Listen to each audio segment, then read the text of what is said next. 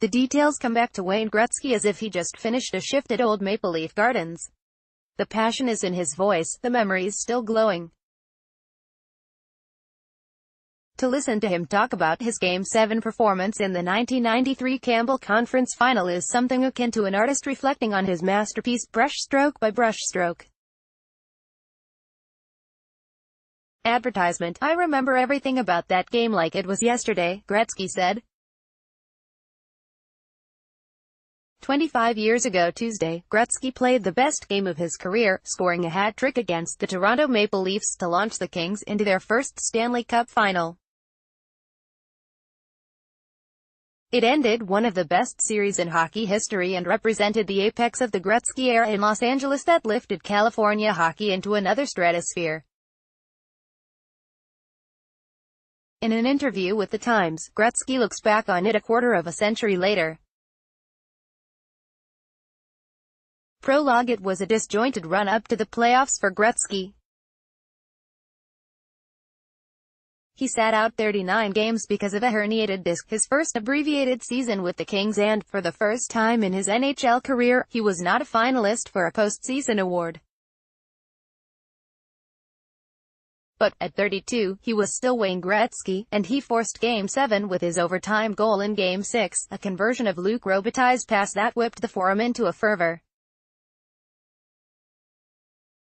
It was controversial. Gretzky high-sticked Toronto's Doug Gilmour earlier in the game, a non-call that still infuriates Maple Leafs fans.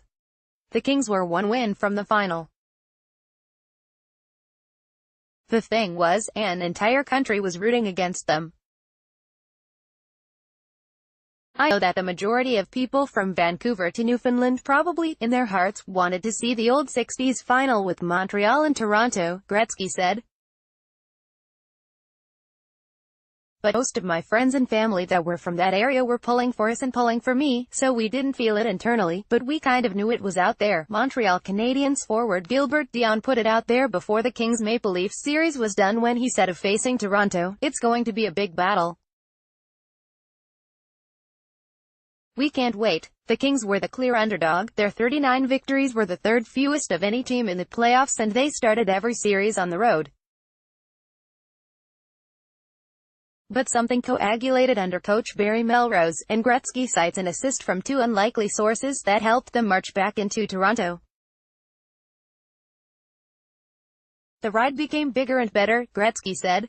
When we got to that point in time, the organization allowed actors, Alan Thicke and John Candy, to follow us. Even though they're huge Canadians, they kind of took a stance that they were cheering for us.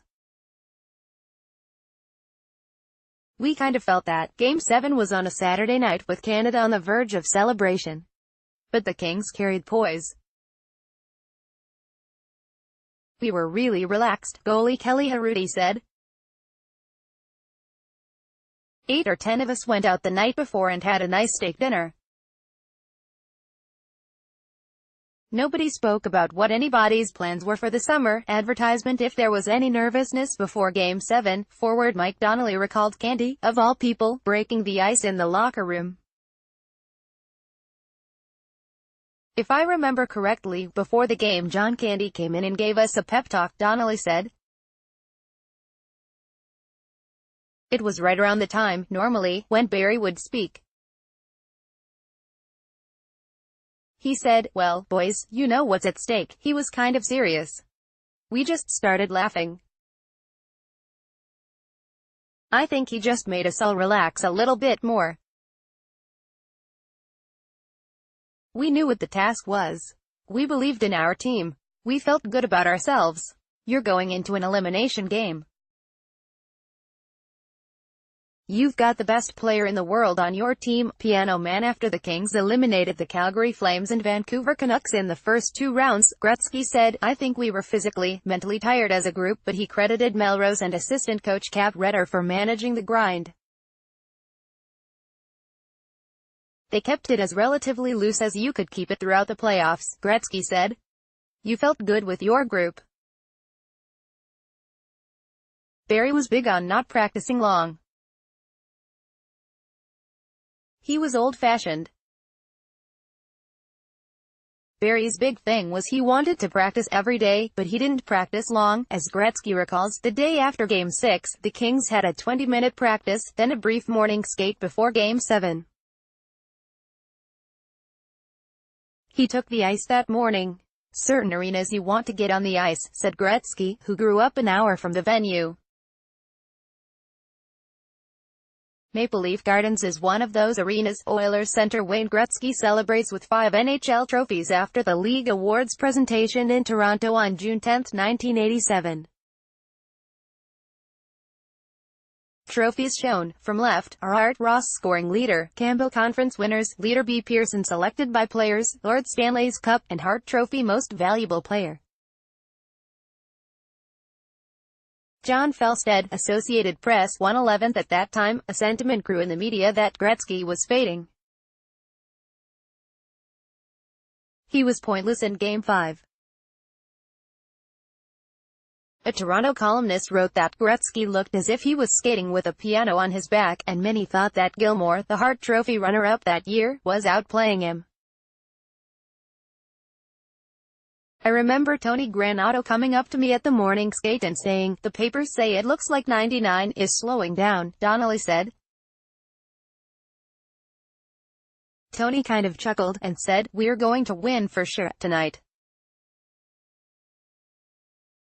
You don't want to get that guy mad. I'll never forget that first goal. The 15,720 fans packed into the Gardens booed Gretzky at the start, residue from the high stick incident in Game 6. Gretzky silenced them 9 minutes 48 seconds in with a short-handed goal. Jari Kurri intercepted the puck from Gilmore in Toronto's end and passed it to Gretzky at neutral ice.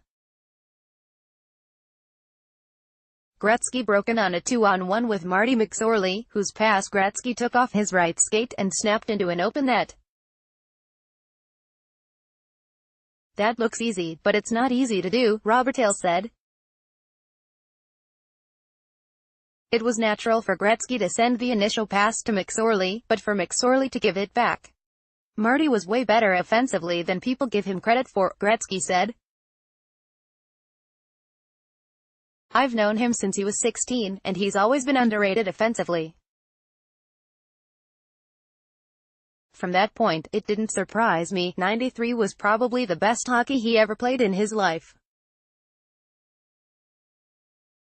Quite frankly, I was probably the only person in the building expecting him to pass.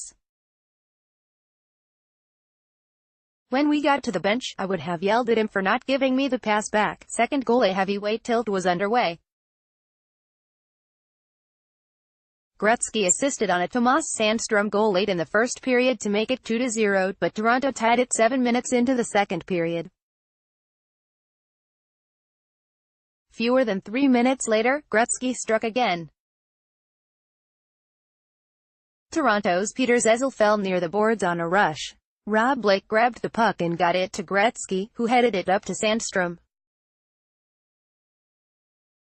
Trailing the play, Gretzky took a backhand pass from Sandstrom down the right side. Toronto's Kent Manderville went for the puck and missed as Robert Hill tied up Bob Rouse in front of the net. Gretzky cut to the high slot and slapped it past the glove of Felix Potvin. "It was a lucky play," Gretzky said. "I think Manderville missed the puck and he missed it on the way to my stick. It calmed the game down, that third goal. It allowed our team, for a certain amount of time, to play the style that we wanted to play. We knew they were going to come back. But we were able to calm down. It was getting much chippier." Advertisement. Robert Hill said it wasn't just luck on that play. He had a way to cut across, but that whole series, they played him really tight, Robert Hill said. But for some reason, he found a way. That's a Wayne Gretzky goal. He's had hundreds of those. And you just knew right then and there that it was something special." Third goal. The Kings took a 4-3 lead on a rush play that flipped the game again. Alexejevnik's shot bounced off Rouse to Donnelly, who put it into an open net from the right side at 16:09. Donnelly leapt into McSorley's arms and the two fell down in a heap. It was Donnelly's only shot on goal that night. "I think I jumped about 5 feet in the air," Donnelly said. "I landed on top of him. I said, 'Marty, I'm sorry.' He said, 'It's okay.' What happened next is pure Gretzky lore." Dave Elliot's shot in the Kings' end was blocked.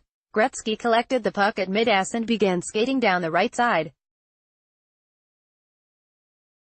Dave Taylor and Pat Connaughton both got hammered on the boards, Gretzky said. "They're behind me. I knew there was 2 guys there and all I was thinking was I've got to get on my horse. Get to another gear and get wide on the defenseman." Todd Gill shadowed Gretzky as Gretzky circled around the net. Gretzky curled back and sent the puck toward Elliott. The defenseman stood sentry, facing away from the play, and the puck took a perfect hop off his right skate, past Potvins' left side, into the net at 16:49, for a 5-3 Kings lead. To this day, Gretzky says he didn't know the puck would bounce like that. "I'd like to say yes, but no," Gretzky said with a laugh. "To me it was my best goal of the series, because Toronto put pressure on us at 4-3. They always say just put it on net, never knowing what can happen, and that's what happened. It hit it on the right side. All I remember was the jubilation in the corner, on the television replay, in one moment in the frame. It's 1-on-5, Gretzky and 5 Maple Leafs. A beat or 2 passed before anyone else in the building realized what had happened. Then, a gasp. The whole place went dead," Robert Hale said. "I think everybody knew that was it," said Gretzky. "The goalie didn't see it. The TV people were looking elsewhere. I had the best view of anybody. It was probably the harder shot of the 3. Gretzky is next seen on the bench panting and smiling through his mouthguard. From his net, Herudi caught a glimpse of him. "Wayne sat on the bench, with both his hands clenched together," Herudi said. He gave a fist-pumping gesture to his father. "I was able to witness it. I don't know if many other people saw it. I got emotional. I'm not going to say that I teared up, but I was on the verge." Elliott made it 5-4 with 67 seconds left. Gretzky, who estimates that he played about 23 minutes that night, was too gassed to go over the boards for the final minute. They scored late and that seemed to rattle the momentum and give them the energy, Gretzky said. "I had played most of the previous 5 or 6 minutes. The coaches told me to go out and I said no. It was the only time in my career I said no. I'm tired. I can't go. I'm probably spent. I'm probably not the right guy. The only time in my career. I can't be out there for the tying goal." Postscript: the dream crashed in the final. The Kings couldn't overcome McSorley's illegal stick penalty in Game 2, nor could they win an overtime game and solve Canadiens goalie Patrick Roy. Montreal won the series in 5 games. But, for a few hours in that small Gardens visitors' locker room, made hot in late May, all was right. Gretzky accomplished what he intended upon his arrival in LA. By putting the Kings in position to win the Cup. On a personal level, considering the situation, Game 7 on the road with a ticket to the final on the line, Gretzky still ranks it as his No. 1 performance. I've said it was the best game one ever played, and I probably would continue to say that my best game was Game 7 in Toronto, said Gretzky, who lives in Sherman Oaks. Indeed, even as the Kings were on their way to losing the final, late Times columnist Jim Murray confirmed that Gretzky's Kings legacy was already cemented. Wayne Gretzky is half the hockey team all by himself, Murray wrote. Behind that choir boy exterior beats the heart of a train robber. The halo slips when he gets the puck. When he stepped off the ice that night in Toronto, Gretzky found his parents, Walter and Phyllis. Walter had suffered a brain aneurysm and, at that time, 2 years in, he didn't know a whole lot around him, Gretzky said. But I knew he knew how much I loved to play in Toronto. Even today, Gretzky says, his 79-year-old father doesn't recall much about Game 7. But he knows, Gretzky said. He shakes his head and says, yeah, I heard he had a good game. Curtis.Zupka at LATimes.com. Follow Curtis Zupka on Twitter at CurtisZupka.